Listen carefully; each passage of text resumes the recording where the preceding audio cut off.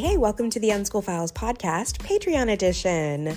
I'm your host, Meghan, and you are listening to the very first public Patreon podcast episode that I am sharing with the community. I'm the host of the Unschool Files Podcast, which lives over, well, I guess it lives in many different platforms, but there's a main podcast, and I'm currently in the middle of a series there on self-directed education spaces and how they are meeting the unique needs of the communities that they serve, but had to share this conversation. So here I am with a public episode on my Patreon in order to share a conversation that I had with Ben and Genevieve of Learning and Liberation.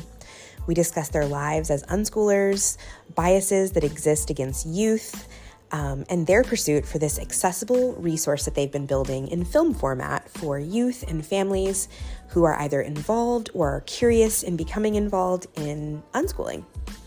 We get into how they have made half of their trip at this point when we spoke around the United States in a van. We talk about their camping and their couch surfing and the types of people that they filmed within SDE. And they share how to be fluid with a project like this. A little bit about some of the difficulties with some of the spaces shutting down and not able to speak with everyone that they had intended to speak to, what their interpretation of unschooling is, and we really get into the weeds a little bit about what it's like to transition from youth to adult as an unschooler. And you might be surprised by what they say. It is such a good conversation, and I'm so excited to share this with you. So let's just go ahead and jump right in. Join me in welcoming Ben and Genevieve to this space. Welcome, Ben and Genevieve, to the podcast. I'm so excited to finally be chatting with the both of you. Why don't we get started by you guys just jumping right in and telling listeners about yourself and your connection to unschooling and self-directed education before we jump into your project? Yeah. Sounds great. Yeah. I am Genevieve, and I am one half of the co-directing creative team for Learning and Liberation, which is a documentary that me and my partner Ben are making. I started unschooling in 10th grade after going to a bunch of different schools throughout my entire life, a bunch of different alternative schools, and totally fell in love with unschooling. It's been fantastic for me. And now, as I'm kind of transitioning into adulthood in these, years where you would be going to college, I kind of wanted to continue doing alternative stuff. And so I decided to, unschool college kind of and work on a film project because filmmaking is something I'm very passionate about. Yeah. And I'm Ben. I'm the other half of the Learning and Liberation creative team. And I've been unschooled pretty much my whole life. My mom sort of found homeschooling, then eventually it turned into like unschooling through reading John Holt and other stuff like that. I've been unschooled my whole life, and I sort of grew up in a very self-directed household, and sort of evolved into becoming interested in film and self-directed education and finding sort of a dissatisfaction, becoming dissatisfied with the amount of stuff about self-directed education, which is sort of what brought me and Genevieve to making this project. Awesome. Before we jump into talking about the project, I wonder if you might want to give any background to listeners about your lives without school, as it relates to like how you like what you would describe consensual learning as, like what you would describe like youth liberation as through this modality of learning, or unlearning or alternatively learning, anything around that and your own personal experiences with it that you want to share. Yeah, I mean, I think as a child, I didn't really view self-directed education as something special. I was just like, oh, this is the thing me and my siblings do. And I think as I got older and sort of realized that, like, my peers and most people around me were in this like very oppressive school system that was like, not letting them learn things they were interested in, not letting them like, basic things like use the bathroom and eat when they wanted to. I think that sort of evolved from me being like, oh, wait, this is something like very special and interesting and cool that I'm doing. And sort of realizing how bad I think the current school systems we use are, and how much they oppress kids and young people and set you up for, a life that isn't, always what, it's a very set path it puts you on. Yeah. And I think I sort of became very interested in that, it was something that I feel like anyone could do and anyone should be able to do. Yeah. I think that's sort of what led me to becoming interested in it, is that, I feel like anyone could do self-directed education. Was that the motivator for the early YouTube videos, like describing unschooling? Yeah, I mean, I think the thing that frustrated me was I'd go to a doctor's office and someone would be like, shouldn't you be in school right now? And I'd be like, well, I'm homeschooled. And they would say, oh, what's your favorite homeschooled class? And I'd be like, well, I don't do classes, I'm unschooled. And I became tired of sort of explaining it to people. And eventually I was like, someone has to make something about this. And I feel like I wasn't very, connected to outer unschooling communities. And I was like, well, I'll make it myself. I think especially as a young person, I feel like I'd Google like unschooling and I'd see a bunch of like news clips pop up of like these crazy feral kids are unschooling. It really frustrated me because I was like, that's not what it is. So I was like, I'm gonna make something from my perspective, which is, more honest and real about unschooling, which is, yeah, it was definitely one of the big motivators. Yeah, I really appreciate that kind of content because I mean, it's not all young people want to speak for this lifestyle. Not all young people want to be in the spotlight or like talk about how, for some of us, some young people may feel strange about their lifestyle, but stumbling upon someone who does want to talk about it, who's also young, may help them see themselves in that experience and like just feel better about it, even if they don't want to be sort of a poster child for it or the person talking about it.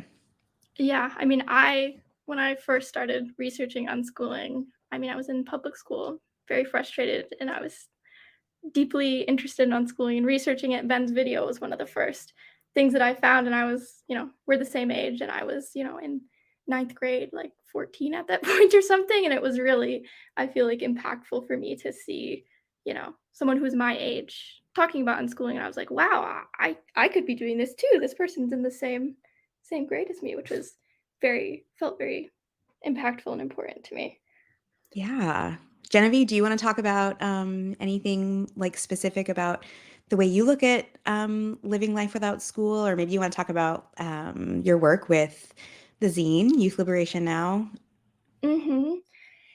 Yeah, I mean, I definitely came into unschooling from a place of being very, very, very frustrated with traditional education and a lot of experiences with alternative schools too. I went to public school in first grade and had a very negative experience, and then I went to a Montessori school for 4 years in elementary school, and then to a kind of progressive education inspired school in middle school, and then I went back to public high school and hated it.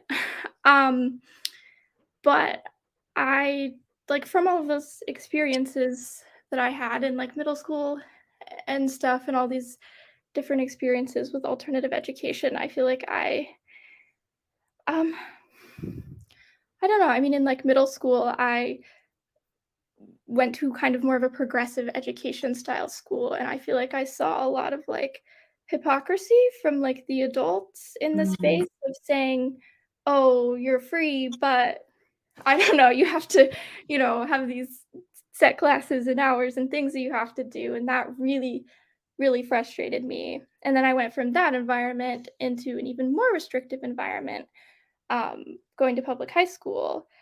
Um, and I mean, that was kind of the conception of the zine and kind of my ideas about youth liberation and unschooling. And the two have always been very, very tied together for me, where I feel like when I was researching unschooling for the first time, I was also deeply interested in researching youth liberation because I've just always seen the two as very, very interconnected. Yeah. I love the youth liberation talks and the fact that they're growing and there's more and more information out there to bring liberation movements in general, to bring that focus to reminding that there's an entire class of people who are also trying to get free. And a lot of adults in liberation spaces and like anarchist spaces forget that they're oppressing kids. and that they have an oppressive relationship with the idea of kids and with childhood, probably because they were oppressed as a child. And it's kind of like the air we breathe, you know? Mm-hmm. Totally. Yeah, I mean, I feel like Yeah. it is definitely a bit of a cycle. I feel like people were oppressed as kids and continue to oppress kids, and I feel like not a lot of people really think about it, which is definitely Yeah. unfortunate. I feel like People don't take it seriously. yeah, people take it not. I mean, I feel like people say it as a joke sometimes, like youth liberation. I feel like it is a serious thing that I'm glad is getting more light on it. Yeah. What would you say is like the most important thing for adults who maybe are completely new to this concept, like the most important thing for them to recognize about youth liberation and youth rights? I don't know. I mean, I feel like it's a lot of it is just listening to young people. And yeah, I mean, I feel like despite going to a lot of different schools, I feel like I grew up with my family being very, like, I don't know, kind of anti-oppressive-ish in parenting style. And a lot of that was just listening to me and what I needed and what I wanted, and just taking me seriously too is a huge thing. I mean, taking kids seriously. I mean, play is serious. Like, it's not just a joke. Like, this is kids' work. This is young people's work, is play. And being taken so seriously as a young person, Yeah. it's amazing for me. Yeah.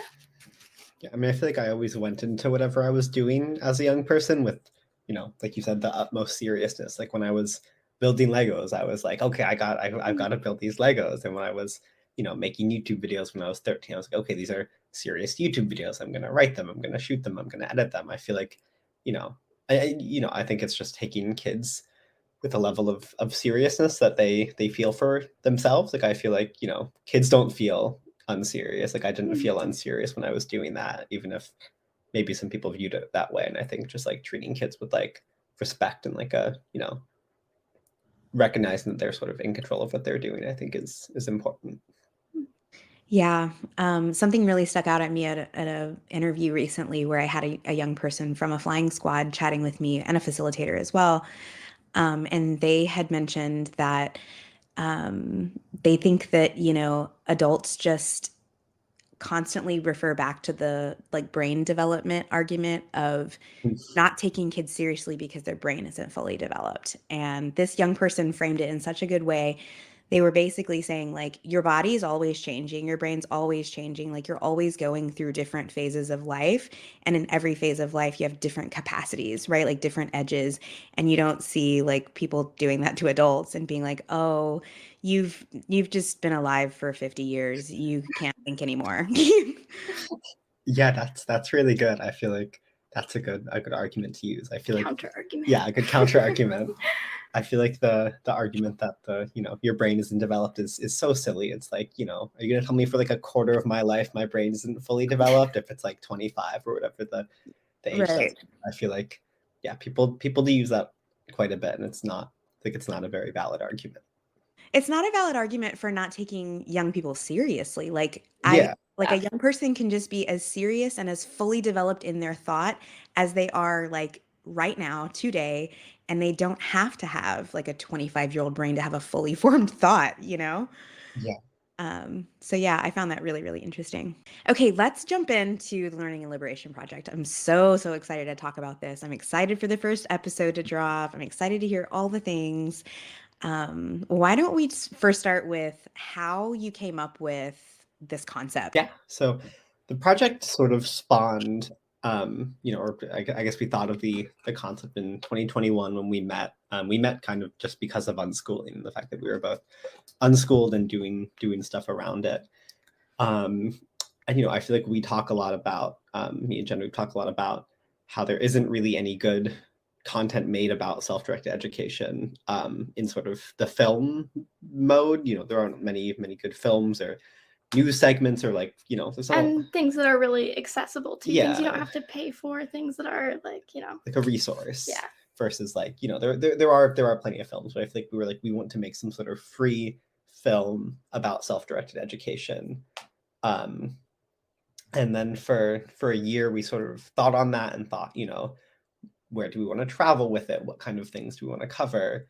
And sort of develop the idea a lot in the 2021, 2022 leading up to the crowdfunding campaign. Yeah, I mean, we're about a year out from crowdfunding. It was like February, March we launched it. And I mean, crowdfunding was tough. I mean, we, came up with the idea for the project, and then we were like, well, obviously we're going to need money to do this.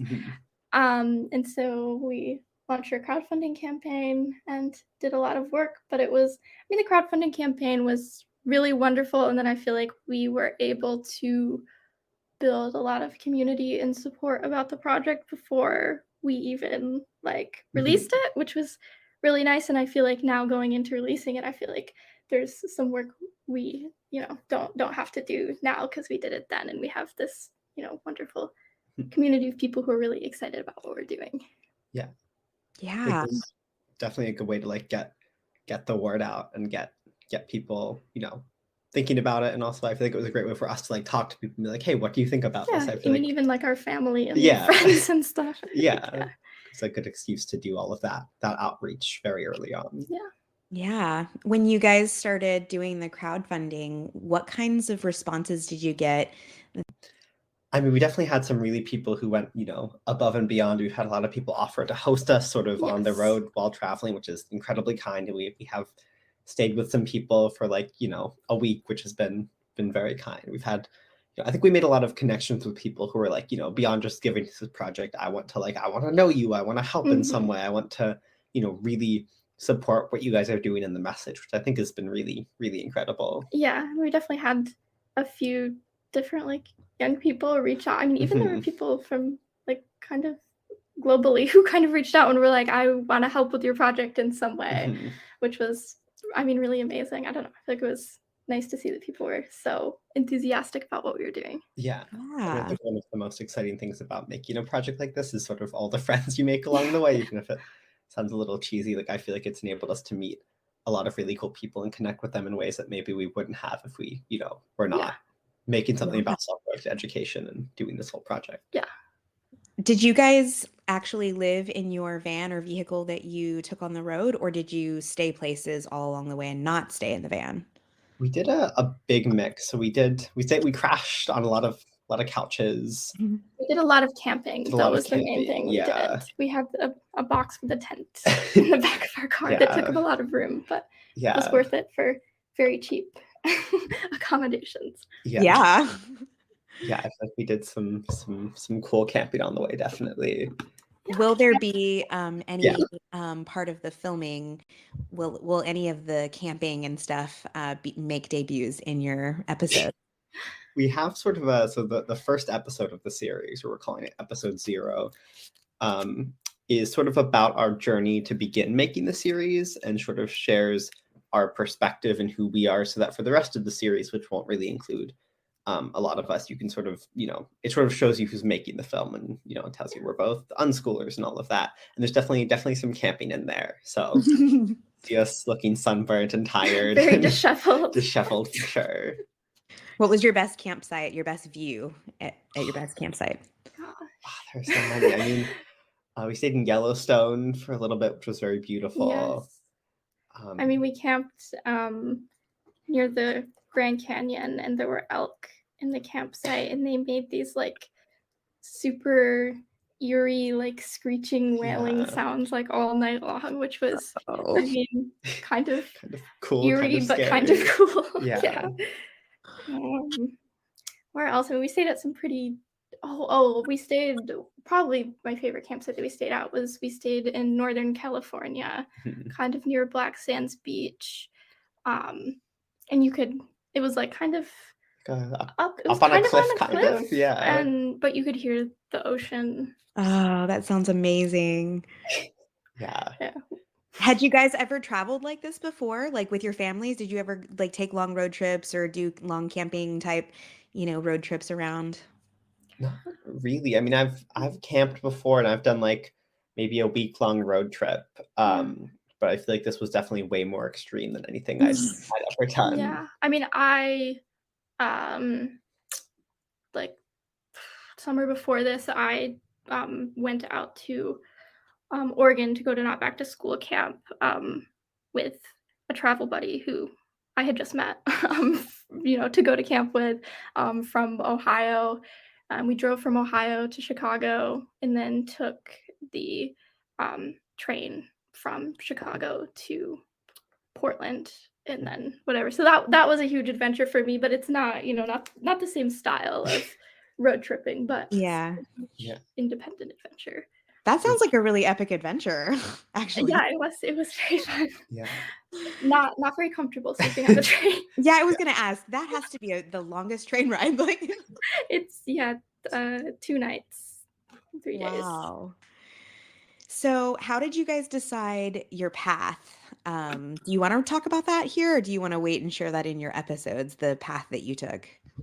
We can talk We about can talk it, about Ben. that. Yeah. So Cool. our destination, our first destination generally was not back to school camp in Myrtle Point, Oregon. So before any filming happened, we sort of were like, we want to acclimate to the road and acclimate to travel. And so we traveled for about 2 weeks from Pittsburgh to Oregon. And that was sort of the first leg of the trip. Didn't really do any filming on that. Like we did in Detroit, but besides that, nothing. Yeah, we didn't stop at any spaces. I mean, it was a pretty desolate drive in some parts, I would say. There wasn't. There were some days where we were doing 50 miles and seeing 4 cars or something. It was definitely a little bit. But yeah, I feel like that route was sort of us trying to get used to the road and get used to camping and get used to traveling, so that when it did come time to film, we could be, we would have, setting up our campsite down so that the next day we could film easier and that kind of thing. And we also just wanted to sort of have the road trip experience. I feel like there is something about going, from, generally the East Coast, Midwest sort of area to the West Coast that I feel like is, a bit of an American tradition or something, whatever you want to call it. But I feel like seemed very fun. Yeah. And then very Americana. Yes. Yeah. And then after camp, we stopped in Santa Cruz was the next place we filmed with, and we stayed with a friend and filmed with her. And then we spent a long while in California. I think we went from Santa Cruz to Los Angeles and then stayed in LA for a while. Like a week or two. Like 2 weeks. 2 weeks in LA. And then we visited a few areas sort of a little bit south of LA, and then we ended up in Joshua Tree, which was sort of where we began sort of working on this first episode. It's kind of a constant draw between filming and editing and logistics work. So I feel like, 1 minute we're filming at a school, the next minute we're spending a week editing. And then we worked our way back through some of the southern states. So we saw Arizona, Utah, I think we saw Oklahoma, Texas. And then we worked our way back up through those sort of southeastern states, Tennessee, Virginia. And we ended up back in Pennsylvania for the holidays. So it was a good route to take. Yeah. That sounds amazing. So what kinds of spaces did you see along the way? Let's talk about these types of spaces that you visited. Yeah, I mean, the main spaces that we visited was we went to 2 different Agile Learning Centers in Oklahoma, and then we visited and interviewed some people in Austin, Texas from Abrome. We had more places that we were supposed to go to in some of these places, but one thing we struggled a little bit with was places shutting down. Or, just from last year where we had, contacted people and set up dates and stuff. Sometimes these spaces can be a little bit transient. And as we were going back to reach back out to people, some places were not open anymore. But we did those Agile Learning Centers, and we really talked to a lot of individuals, I would say too. We were trying to film with some different unschoolers in California, and we did a lot of that. Yeah. Yeah, I mean, I feel like we did more individuals and spaces, definitely, which was sort of a shift from the initial vision. But I feel like, we were definitely trying to be as fluid as possible with this, and whatever comes to us is what we'll film, what we'll make. Yeah. I We think have it definitely a worked lot more out. spaces on the roster, though, Yes. in the East Coast. Yeah. So when you met up with these individuals, were you talking more to parents or talking more to young people? We tried to do definitely a mix. I mean, we There's met a up, lot of young people. I don't think we yeah, talked to any parents, to be honest. I guess that's true. Yeah, I guess it Yeah. was primarily, I think we spoke to a lot of unschoolers and unschoolers who were sort of on the older range as well a bit. Yeah. So we spoke to some like, older teen to like young adult unschoolers, and we spoke to some like, high school, middle school unschoolers. Yeah. Yeah, I think our focus was on people who are actively like, unschooling versus people who are adjacent to unschooling for the episode we were working on. Yeah. Okay, so how many episodes is the series? I think it's 8. Yeah, we're making 8 episodes is the plan. I feel like it's one of those things where it's like, we could make 100 episodes with the amount of stuff we have, but I think 8 is the number. Yeah. And what's the plan for rolling those episodes out? I know we don't want to commit to dates in this recording, but is there going to be like one at a time, one a month, one a quarter? Like, what are you guys thinking? Yeah. They'll be out about one a month. I mean, they should all be out by the end of the year, definitely. Yeah. Yes. Yeah, I think our vision is to try to release them, semi often, but we also want to make sure we're not rushing anything. So it's like, what's the pace that we can work at where we have like a, an episode that we feel very confident at, but is also like, we want to keep stuff coming out. Yeah. Do y'all have a vision for how you want this to be celebrated and watched? Like, are there going to be watch parties? Do we need help with this? I can make watch parties happen. Thank you. I mean, I think the first part of it is that it's going to be free and online, which I think is pretty important to us. I mean, we were, teenagers watching documentaries on the internet about this kind of thing. And I feel like it's sort of, we feel like we're, we want to make it something that like, a 12-year-old who hates public school can Google and find and be like, oh, this is for me. Yeah. And I feel like that's sort of a big first part. And then I think once the series starts to we have most of the episodes out, we want to start thinking about screenings and doing more in-person stuff, either in spaces or with, spaces or conferences or individuals, that kind of thing. Yeah. Gonna try to do conferences, I think. Yeah. At some point. That sounds excellent. I already have ideas in mind. We'll have to chat. Yeah, we will. So, what would you guys say is like your most fascinating experience to date with this process? Ooh, that's a difficult one. I'll have to think for a second. Yeah, take your time. I mean, I think it's been very interesting seeing sort of how self-directed education even looks different across the country. Like, I feel like there are many different sort of interpretations of things. I feel like it's interesting talking about like unschooling across the country, because in some places people view unschooling as I've kind of come to realize a little bit different than like we view unschooling. I feel like there are different connotations with different things, and I feel like it's also interesting to see what models like kind of flourish in different areas and different spaces and different like regions of the country. Like, I feel like, I feel like a lot of like Southern ALCs, we notice there are a lot of like, different models in different areas. And I think it's been very interesting sort of seeing, because I've pretty much stayed in like the East Coast, Pennsylvania, New York sort of area. And it's interesting seeing a really wide range of like how people do it across the country. I'm sure across the world, it would be amazing to see a huge variety in that, but it's been very interesting to see for sure.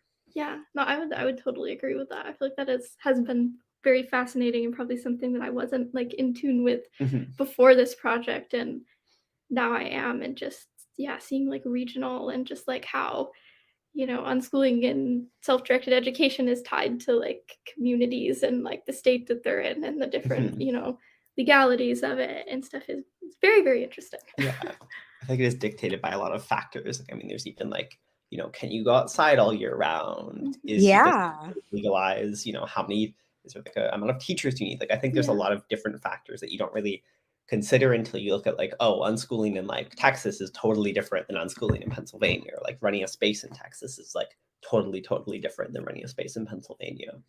It is literally like the Wild West. Yeah. Yeah, Texas has got I'm a resident of Texas and I'm from Austin, Texas. So Austin has a very unique unschooling community. It's really massive. Um, Yeah. there's just so many unschoolers in the Austin area. But you're right, there's a wide variety of how that looks, even from family to family, let alone like from state to state. Mhm.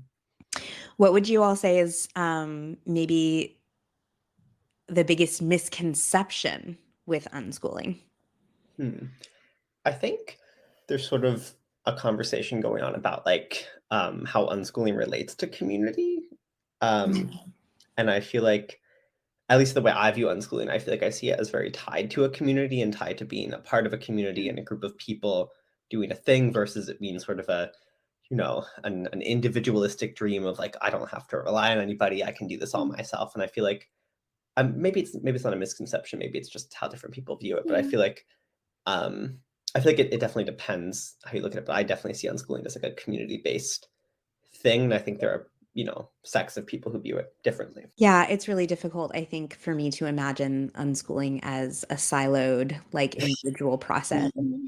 Mhm. Because unless you're gonna just be all alone out in the woods, it's kind of hard, to not have to learn skills of reciprocity, skills of just being in a community, like literally just having roommates. You could look at your family as your future roommates, and like having to be accountable to those roommates. There's just things that have to be done. And yeah, I think that's probably my um, biggest observation in how unschooling can be viewed by different folks.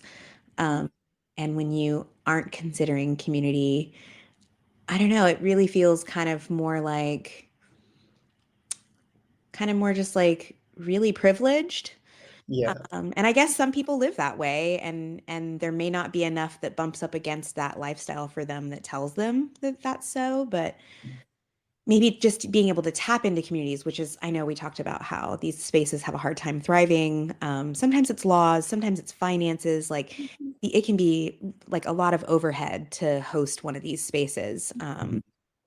And so there's lots of things that make them fold, but having more community spaces available gets more people the opportunity to like have that touchdown point, and see like, oh, it's not just about me. Definitely. Yeah. I mean, I think it is sort of, I think if you're doing unschooling in like an isolationist way, I feel like you're doing it maybe, I don't want to say wrong, but I feel like one of my favorite things about unschooling is the sense of community that I feel like kind of becomes innate with unschoolers. I feel like when you're in like a not back to school camp type of space, you can really feel like people who care about community and want to build community. Yeah, I mean, I feel like to me this is like kind of also tied into another misconception about unschooling, that you're not going to be socialized or Yeah. whatever, and that unschoolers don't have any friends, where, I mean, which I suppose like kind of ties into that idea. If you think that unschooling is only done on an individual level and not in a community, then of Maybe, course that would yeah. be. But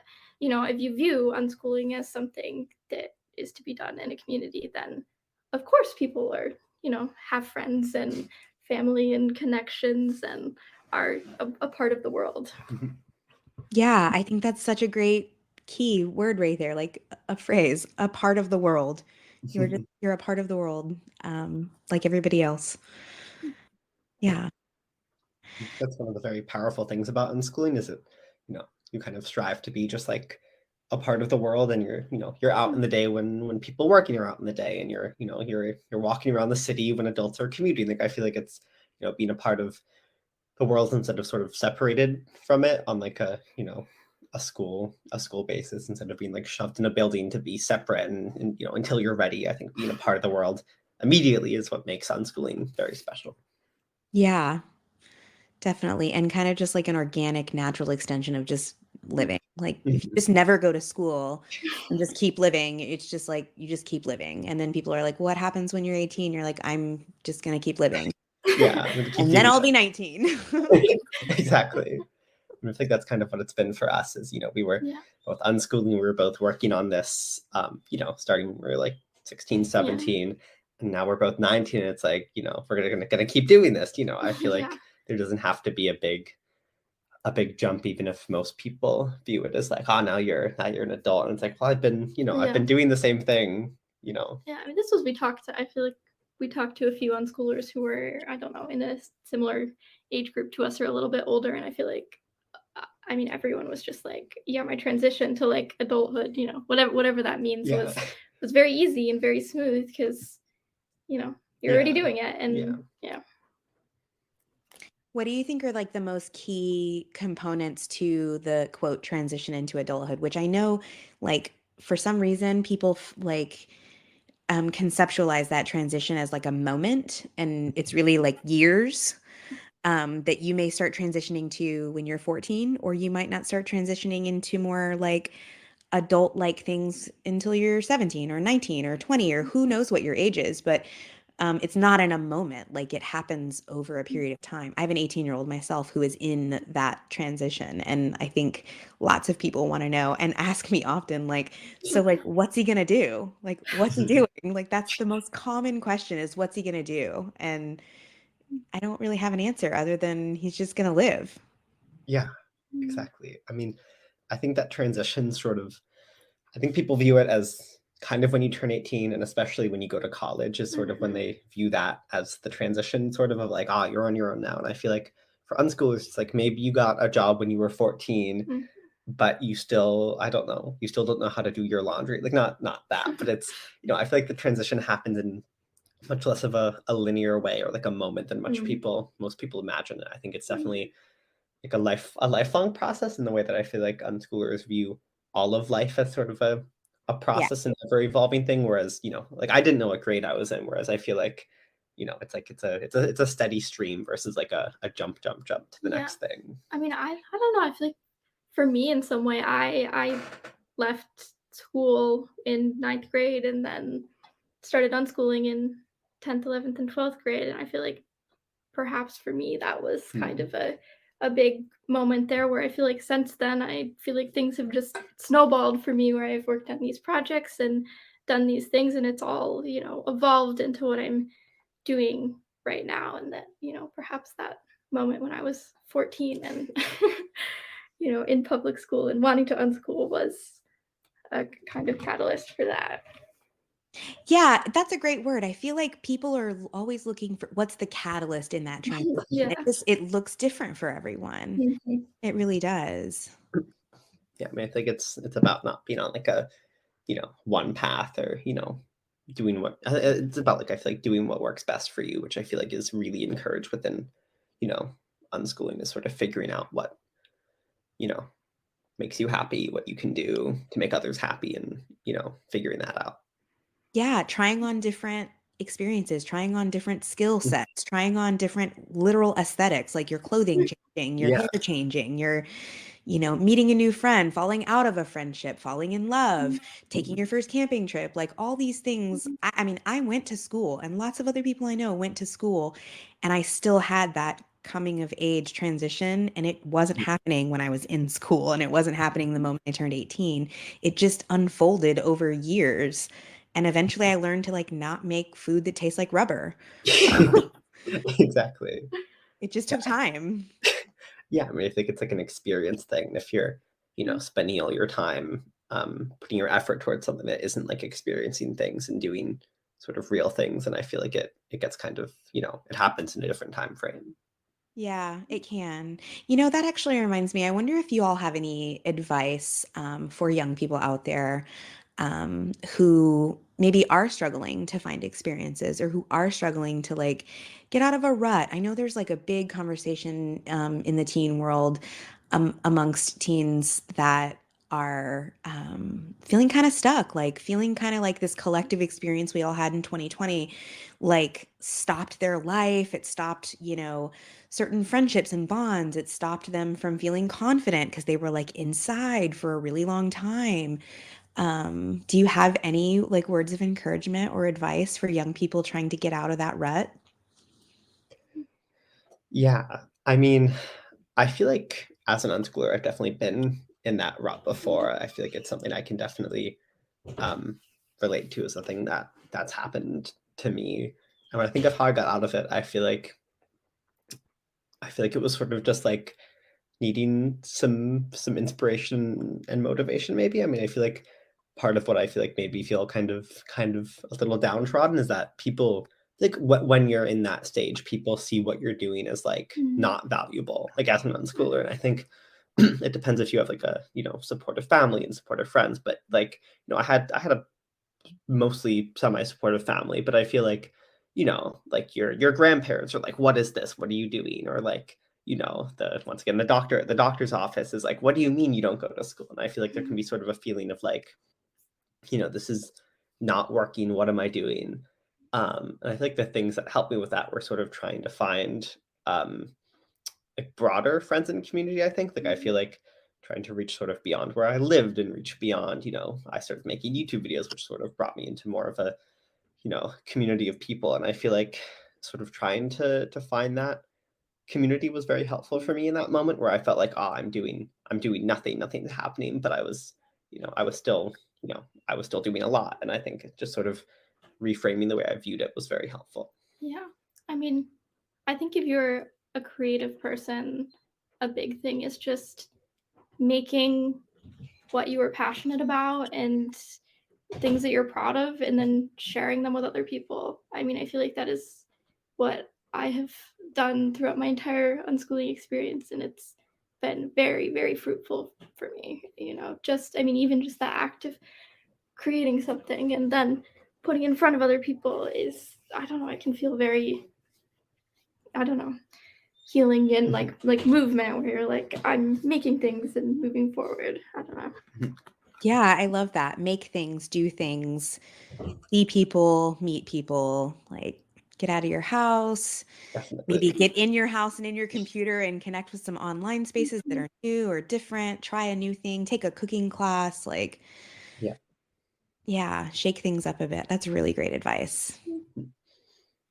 Is there anything else that you guys want to cover as it relates to the video project? I mean, we have a bunch more spaces to film in next month. We're getting back on the road in February, and we're going to be going to sort of the New England area. We're going to be hitting Massachusetts, and we're going to be going to New York State, New York City. I think we're just very, very excited about, what the rest of filming is going to look like, and what people think of the series. I can't wait. I'm so excited.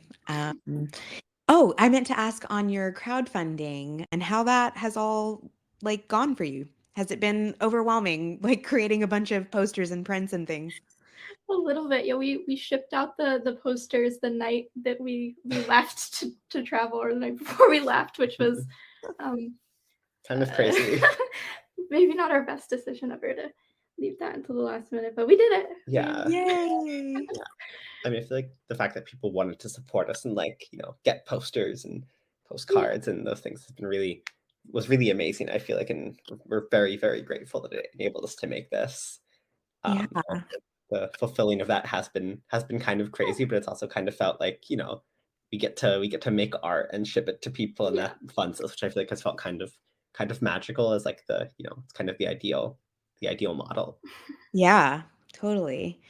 Do you all still need sustaining support? Are you accepting sustaining support, and where can people do that? We're thinking about maybe launching a Patreon once we start putting out episodes. We didn't want to put that out until we were like providing some kind of content for people. But yeah, a Patreon would be a really good idea. I think that's something they can just kind of passively support in.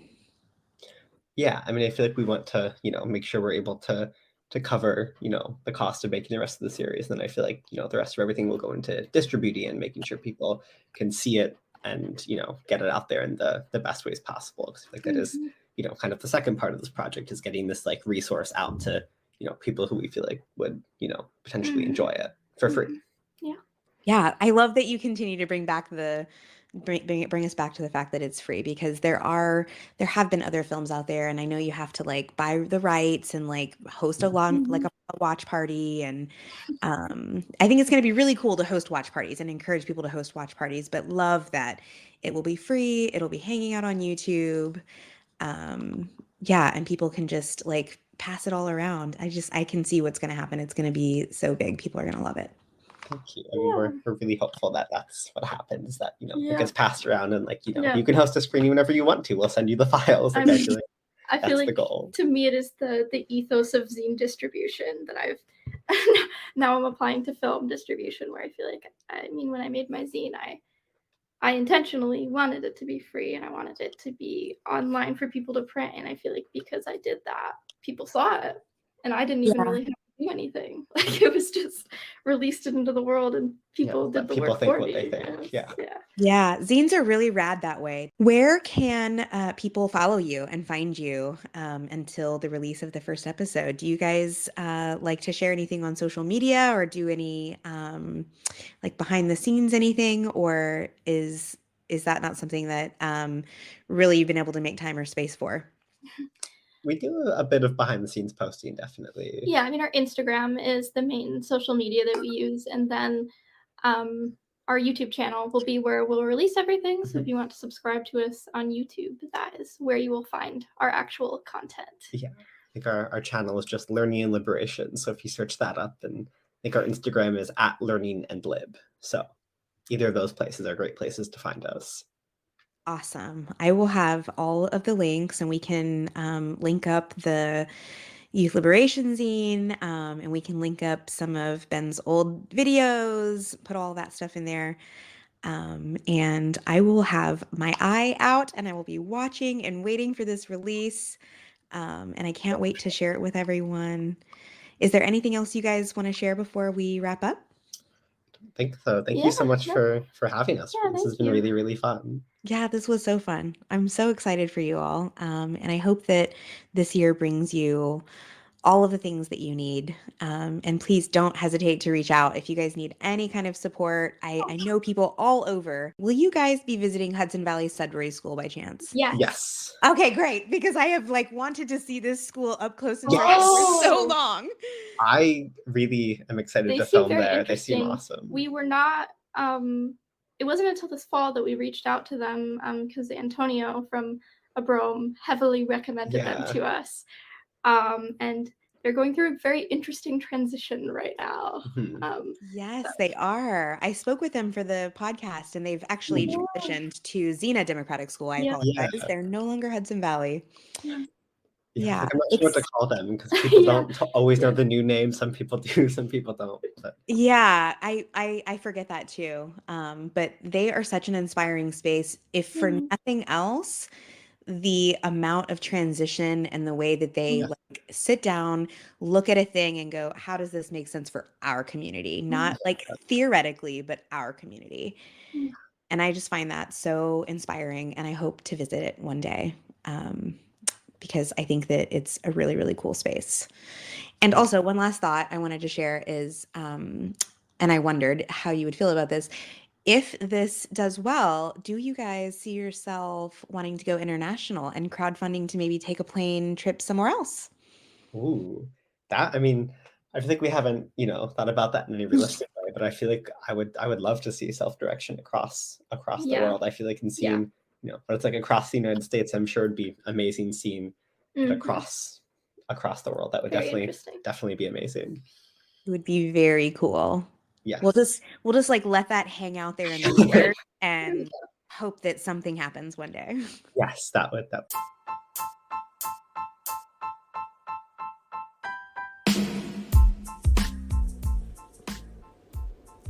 Thank you, Genevieve and Ben, for spending this time with me. I'm really excited to be in connection with you all and look forward to hopefully meeting you in person one day, perhaps at a conference. If this recording was exciting for you and you want to see more or know more, find out what Ben and Jen are up to by following them over on Instagram. And the first episode is out. Episode 0 of Learning and Liberation is a beautiful introduction to this project. So please check it out, share it with your communities, and let them know what you think. I will put all the necessary links here for you to be able to follow them on social media, go and watch the first episode, buy them a coffee if you'd like to support them in that way. And if you would like to subscribe here on Patreon to support the work that I do, starting at just $3 a month, you can help me in building community, in offering different support spaces, and the operation of Discord and website and all kinds of other things. All of the work that I do is free to the community, and Patreon is what helps keep me afloat. So if you would like to support me in that way, I would love to have you. Thank you so much for this time. And until next time, stay kind to each other.